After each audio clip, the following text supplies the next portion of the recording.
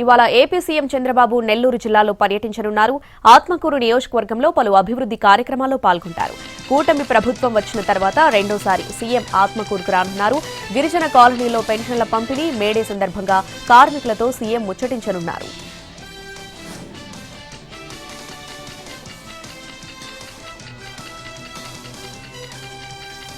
YCP స్థానిక సంస్థల ప్రజాప్రతినిధులతో ఆ పార్టీ అధినేత జగన్ భేటీ కానున్నారు. తాడేపల్లి కేంద్ర కార్యాలయంలో, కాకినాడ జిల్లా పిఠాపురం మున్సిపాలిటీ, ప్రకాశం జిల్లా మార్కాపురం, కదిరి నియోజకవర్గంలో గాండ్లపేట, కుప్పం ప్రతినిధులతో సమావేశం కానున్నారు. ప్రస్తుత రాజకీయాలపై చర్చ, పార్టీ బలోపేత చర్యల్లో భాగంగా స్థానిక సంస్థల ప్రజాప్రతినిధులతో వరుసగా జగన్ భేటీ అవుతున్నారు.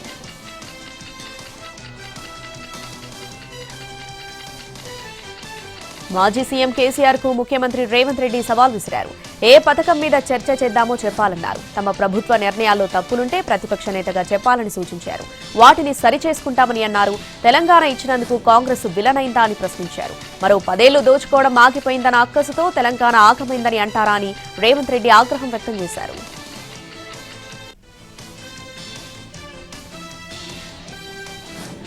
తమ ప్రభుత్వం ఏ విషయంలో వైఫల్యం చెందిందో కేసీఆర్ చెప్పాలన్నారు డిప్యూటీ సీఎం భట్టి విక్రమార్క. బలహీన వర్గాల మేలు కోసం కులగణన సర్వే చేయించడం వైఫల్యమా? భూమి లేని నిరుపేద కుటుంబాలకు ఏడాదికి 12,000 ఇవ్వడం అన్యాయమా అని ప్రశ్నించారు.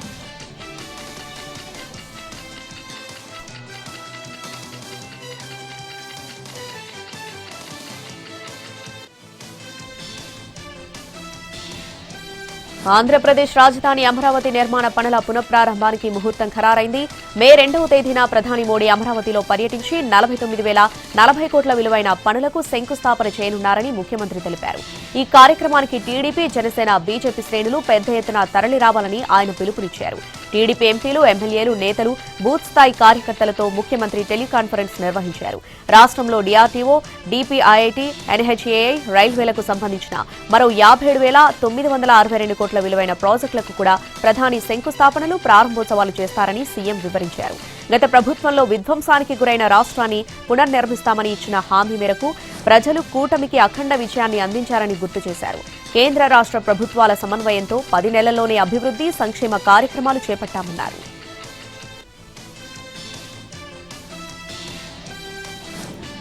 మరణాలను కూడా రాజకీయం చేయొద్దని ఏపీ హోంమంత్రి అనిత సూచించారు. సింహాద్రి అప్పన్న ఆలయంలో గోడకూలి చనిపోయిన వారు ఏ పార్టీ అయినా నష్టపరిహారం అందిస్తామని చెప్పారు. చావులకు పార్టీలకు ముడిపెట్టొద్దని కోరారు. మృతుల కుటుంబాలకు 25 లక్షల చొప్పున పరిహారం అందిస్తామని పేర్కొన్నారు. సింహాచలంలో గోడకూలిన ఘటనలో చనిపోయిన వారి కుటుంబాలు ₹1 కోటి పరిహారం డిమాండ్ చేశాయి. ఈ విషయాన్ని సీఎం చంద్రబాబు దృష్టికి తీసుకెళ్తానన్నారు హోంమంత్రి అనిత. మృతుల కుటుంబాలకు న్యాయం చేసే బాధ్యత జిల్లాకు చెందిన ఎమ్మెల్యేలు, మంత్రులు తీసుకుంటామని చెప్పారు. కుటుంబంలో ఒకరికి ప్రభుత్వ ఉద్యోగం కూడా ఇస్తామన్నారు. వారి పిల్లలను చదివించే బాధ్యత ప్రభుత్వం తీసుకుంటుందని చెప్పారు అనిత.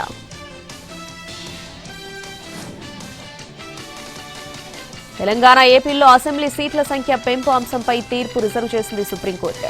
అసెంబ్లీ స్థానాల సంఖ్య పెంపు కోసం వెంటనే డీలిమిటేషన్ ప్రక్రియ ప్రారంభించాలని ప్రొఫెసర్ పురుషోత్తం రెడ్డి సుప్రీంలో పిటిషన్ వేశారు. ఏపీ విభజన చట్టంలోని సెక్షన్ 26న అమలు చేసేలా కేంద్ర ప్రభుత్వాన్ని ఆదేశించాలని సుప్రీంను కోరారు పిటిషనర్. జమ్మూ కాశ్మీర్లో మాత్రమే డీలిమిటేషన్ చేసి ఏపీ, తెలంగాణలను మినహాయించడం అన్యాయం, రాజ్యాంగ విరుద్ధమని వాదించారు. ఈ పిటిషన్పై వివరణ ఇవ్వాలని 2022లోనే కేంద్ర ప్రభుత్వం, ఏపీ, తెలంగాణ ప్రభుత్వాలు ఎన్నికల సంఘాన్ని ఆదేశించింది సుప్రీం.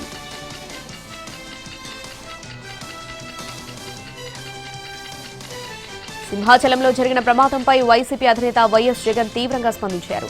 ఆయన విశాఖపట్నం జిల్లా సింహాచలంలో గోడకూలి మరణించిన వారి కుటుంబాలను పరామర్శించారు. ఈ సందర్భంగా ప్రస్తుత ప్రభుత్వ తీరుపై, ముఖ్యంగా చందనోత్సవం ఏర్పాట్లపై ఆయన తీవ్ర విమర్శలు గుప్పించారు. ఈ దురదృష్టకర సంఘటనలో 7 ప్రాణాలు కోల్పోవడం, అందులోనూ ఒకే కుటుంబానికి చెందిన 4 ఉండటం అత్యంత బాధాకరమని అన్నారు. మృతుల కుటుంబాలకు తన ప్రగాఢ సానుభూతిని తెలియజేశారు. లక్షలాది మంది భక్తులు వస్తారని తెలిసినా ప్రభుత్వం చందనోత్సవానికి కనీస ఏర్పాట్లు చేయడంలో విఫలమైందని, భక్తులకు సౌకర్యాలు కూడా కల్పించలేదని ఆయన ఆరోపించారు.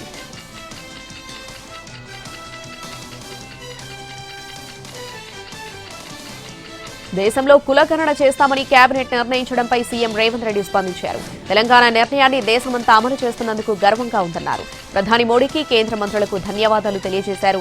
దేశవ్యాప్తంగా కులగణన చేయాలని రాహుల్ గాంధీ డిమాండ్ చేశారని, అందుకు తగ్గట్టుగా తెలంగాణలో దేశంలోనే కులగణన చేశామని రేవంత్ ట్వీట్లో తెలిపారు. బీసీలకు 42% రిజర్వేషన్ అమలు కోసం అసెంబ్లీలో తీర్మానం కూడా చేశామని తెలిపారు. తెలంగాణ నిర్ణయాన్ని దేశమంతా అమలు చేస్తున్నందుకు గర్వంగా ఉందన్నారు రాహుల్ గాంధీ.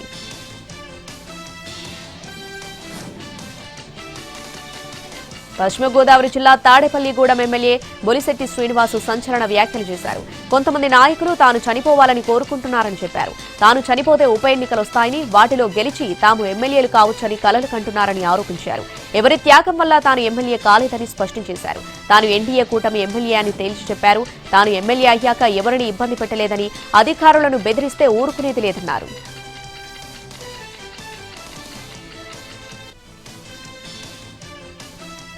యాసంగి ధాన్యం కొనుగోళ్లపై జిల్లా కలెక్టర్లతో మంత్రి ఉత్తమ్ వీడియో కాన్ఫరెన్స్ నిర్వహించారు. రానున్న 15 నుంచి 20 రోజులు ధాన్యం కొనుగోలు ఉధృతంగా ఉంటాయని, ఈ సమయంలో అధికార యంత్రాంగం అప్రమత్తంగా ఉండాలని మంత్రి ఉత్తమ్ ఆదేశించారు. గోడౌన్లో అందుబాటులో లేని చోట మిల్లులకు ధాన్యం తరలించాలని చెప్పారు. 137.10 లక్షల మెట్రిక్ టన్నుల వరి ధాన్యం దిగుబడి వస్తుందని అంచనా వేశారు.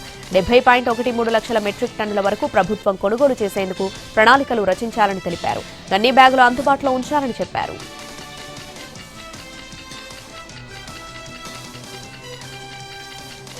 కేంద్ర ప్రభుత్వం చేపట్టిన కేంద్రీకృత పోర్టల్ వాహన్ సారథిలోకి తెలంగాణ చేరింది. సారథి పోర్టల్ను మంత్రి పొన్నం ప్రభాకర్ ప్రారంభించారు. వాహనాలకు సంబంధించిన రిజిస్ట్రేషన్, డ్రైవింగ్ లైసెన్స్ అన్ని సేవలను సులభతరం చేసేందుకు ఈ పోర్టల్ ఉపయోగపడుతుందన్నారు మంత్రి. తెలంగాణ ప్రభుత్వ ప్రధాన కార్యదర్శిగా కె రామకృష్ణారావు బాధ్యతలు చేపట్టారు. సెక్రటేరియట్లోని సీఎస్ ఛాంబర్లో లాంఛనంగా ఛార్జ్ తీసుకున్నారు. ప్రత్యేక పూజల అనంతరం బాధ్యతలు తీసుకున్నారు. కొత్త సీఎస్ను వేద పండితులు ఆశీర్వదించారు. ఈ కార్యక్రమంలో రామకృష్ణారావు కుటుంబ సభ్యులు, సెక్రటేరియట్లోని కీలక అధికారులు పాల్గొన్నారు. విశాఖపట్నం స్టీల్ ప్లాంట్లో ప్రమాదం జరిగింది. బ్లాస్ట్ ఫర్నేస్ 1లో గ్యాస్ లీక్ అయింది. దీంతో 6 కార్మికులు అస్వస్థతకు గురయ్యారు. 5 స్టీల్ ప్లాంట్ హాస్పిటల్లోనే ట్రీట్మెంట్ అందిస్తున్నారు.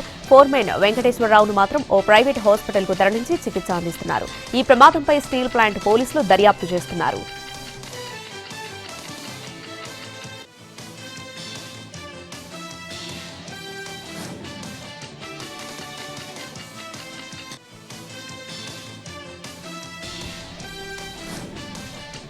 కర్రెగుట్టలపై భద్రతా బలగాలు పట్టు సాధించాయి. 9 రోజుల పాటు జరిగిన ఆపరేషన్లో సీఆర్పీఎఫ్ విజయం సాధించింది. నేరుగా కర్రెగుట్ట ప్రాంతానికి ఐబీ చీఫ్ చేరుకున్నారు. 9 రోజుల పాటు సాగిన ఆపరేషన్ను ఐబీ చీఫ్ కు వివరించారు. ఆపరేషన్లో మావోయిస్టుల డంప్ సొరంగాలను భద్రతా బలగాలు గుర్తించాయి. ఇక్కడ బేస్ క్యాంపును ఏర్పాటు చేయాలని సీఆర్పీఎఫ్ నిర్ణయించింది. మంచిర్యాల జిల్లాలో గాలివాన బీభత్సం సృష్టించింది. చెన్నూరు, కోటపల్లి, జైపూర్, భీమారం, భీమిని మండలాల్లో ఉరుములు మెరుపులతో కురిసిన అకాల వర్షం అతలాకుతలం చేస్తుంది. భీమారం మండలంలోని దాంపూర్ గ్రామంలో వడగళ్ల వాన పడింది. జైపూర్ మండలం పౌనూరు గ్రామంలో గాలి బీభత్సం సృష్టించింది. దాంతో ఇంటి పైకప్పులు ఎగిరిపోయాయి. విద్యుత్ స్తంభాలు విరిగిపడ్డాయి. శ్రీశైల క్షేత్రంలో చిమ్మ చీకటి అలుముకుంది. విద్యుత్ అంతరాయంతో శ్రీశైలం మొత్తం చీకటిమయమైంది. పవర్ సరఫరా లేక భక్తులు తీవ్ర ఇబ్బందులు పడ్డారు. శ్రీశైలంలోనున్న ఉరుములు, మెరుపులు, ఈదురుగాలులతో కూడిన భారీ వర్షం కురిసింది. పిడుగుపడ్డంతో శ్రీశైలం సున్నిపెంటలకు విద్యుత్ సరఫరా నిలిచిపోయింది. ఆదిలాబాద్ బోగస్ నివాస ధృవపత్రాల వెనక భారీ నెట్వర్క్ ఉన్నట్టు తెలుస్తుంది. యూపీ నుంచి నేరుగా ప్రజాప్రతినిధులకు ఫోన్లు వస్తున్నాయని తేలింది. దాంతో అవాక్కవుతున్నారు. ఎస్పీ ఆఫీసులో పెండింగ్ లో ఉన్న తమ ఫైళ్లను క్లియర్ చేయాలంటూ విజ్ఞప్తి చేస్తున్నారు. ఉమ్మడి ఖమ్మం జిల్లాలో ఈదురుగాలులు, మెరుపులతో కూడిన భారీ వర్షం కురిసింది. ఈదురుగాలులతో పలుచోట్ల కరెంటుకు అంతరాయం ఏర్పడింది. బూర్గంపాడు వద్ద చెట్లు కూలి ఆర్టీసీ బస్సు మీద పడింది. దీంతో ప్రయాణికులకు స్వల్ప గాయాలయ్యాయి.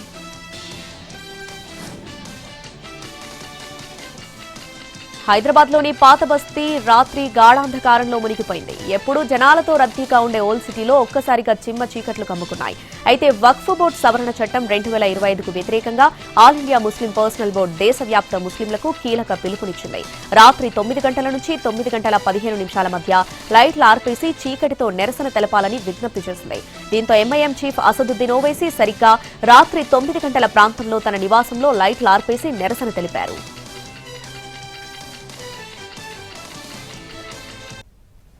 దేశంలో కులగణనకు సంబంధించి కేంద్ర ప్రభుత్వం కీలక నిర్ణయం తీసుకుంది. వచ్చే జనాభా లెక్కలోనే దీనిని చేర్చుతామని కేంద్రం ప్రకటించింది. కులగణన పేరుతో కాంగ్రెస్ సర్వే చేయించిందని, ఆయా రాష్ట్రాల్లో చేపడుతున్న సర్వేల్లో పారదర్శకత లేదని కేంద్ర ప్రభుత్వం పేర్కొంది. రాజకీయ వ్యవహారాల కేబినెట్ కమిటీను సూపర్ కేబినెట్ గా వ్యవహరిస్తారు. కులగణనకు సంబంధించి కీలక నిర్ణయం తీసుకున్నట్లు కేంద్ర మంత్రి అశ్విని వైష్ణవ్ వెల్లడించారు. కులగణన అంశం కేంద్రం పరిధిలోకి వస్తున్నప్పటికీ కొన్ని రాష్ట్రాలు మాత్రం సర్వేల పేరుతో వాటిని నిర్వహించాయన్నారు. ముఖ్యంగా విపక్షాలు అధికారంలో ఉన్న రాష్ట్రాల్లో రాజకీయ కారణాల వల్ల వాటిని చేపట్టారని విమర్శించారు.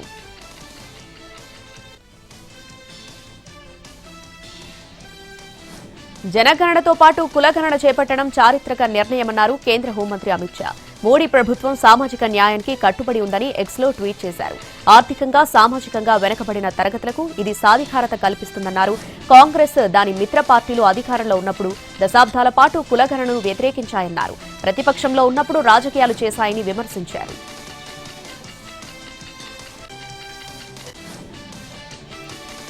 కులగణనకు తాము మద్దతిస్తామన్నారు లోక్సభ ప్రతిపక్ష నేత రాహుల్ గాంధీ. కాకపోతే టైం లైన్ కావాలన్నారు. ఎప్పుడు పూర్తవుతుందో తెలుసుకోవాలనుకుంటున్నామని చెప్పారు. కులగణనకు తెలంగాణ మోడల్గా ఉందని, ఆ రాష్ట్రం బ్లూ ప్రింట్ గా మారగలదని చెప్పారు. కులగణనతో పాటు రిజర్వేషన్లలో 50% క్యాప్ ఎత్తేస్తామని పార్లమెంట్లో తాము చెప్పిన విషయం గుర్తు చేశారు రాహుల్.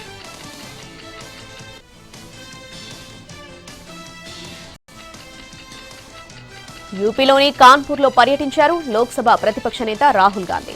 ఏప్రిల్ 22న పహల్గామ్ ఉగ్రదాడిలో ప్రాణాలు కోల్పోయిన సుభన్ ద్వివేది కుటుంబాన్ని పరామర్శించారు. సుభన్ ద్వివేది భార్య, ఇతర కుటుంబ సభ్యులతో మాట్లాడారు.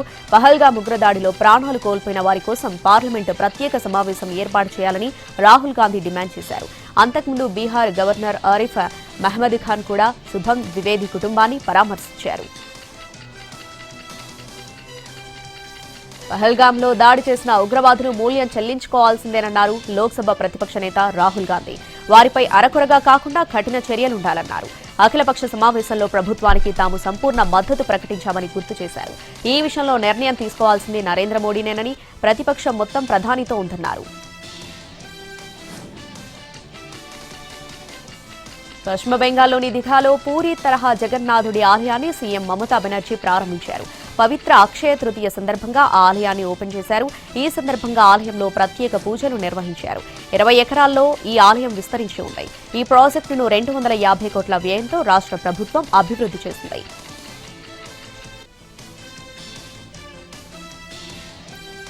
రేపు కేదార్నాథ్ ఆలయం తెరుచుకోనుంది. ఉదయం 7 గంటలకు ఆలయ ద్వారాలు తెరవనున్నారు. ఇందుకోసం ఆలయాన్ని సర్వాంగ సుందరంగా అలంకరించారు. 13 క్వింటాళ్ల బంతిపూలతో ఆలయాన్ని ముస్తాబు చేశారు. ఇవాళ కేదార్నాథుడి విగ్రహం ఆలయానికి చేరుకోనుంది.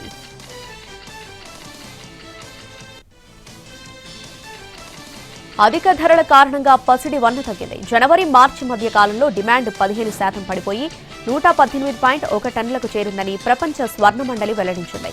ధరలు ఎక్కువగా ఉండటంతో విలువ పరంగా చూసుకుంటే 22% పెరిగి 94,030 కోట్లకు చేరినప్పటికీ డిమాండ్ మాత్రం తగ్గింది.